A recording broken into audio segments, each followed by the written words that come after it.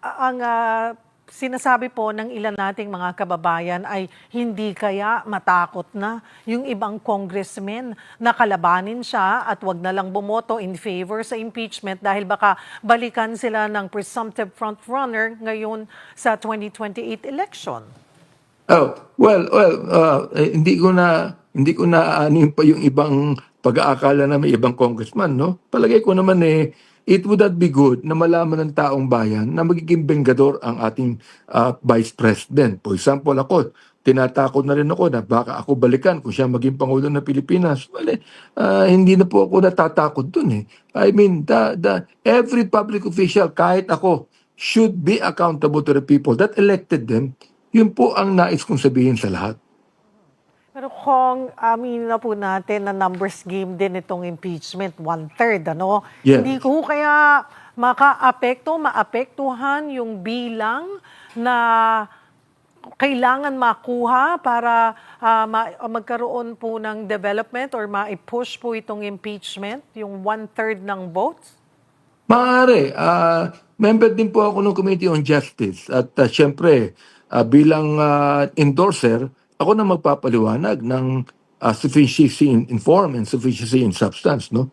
May naniniwala naman ako that the Committee on Justice would look into the evidences and the facts. At naniniwala po ako na itong sa Committee on Justice talagang magiging positibo ang kanilang desisyon sa impeachment complaint na ito. Now, of course, hindi ko naman pwedeng sabihin yan sa ibang mga congressman natin. Pero the thing is, there were 250 that signed the first impeachment of the Vice President.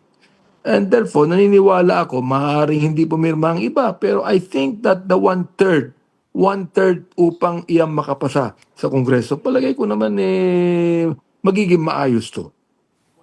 So kung idadaan po sa Justice Committee, ay nakikita and being a member of that committee, ay tingin nyo may sapat na form at substance ito para umusad nga sa komite at hindi mababasura gaya ng nangyari po sa impeachment complaint laban kay PBBM? Meron. In fact, I actually endorse because the allegations go to the heart of public trust. For example, misuse of public funds, obstruction of constitutional oversight, and conduct that threatens constitutional order.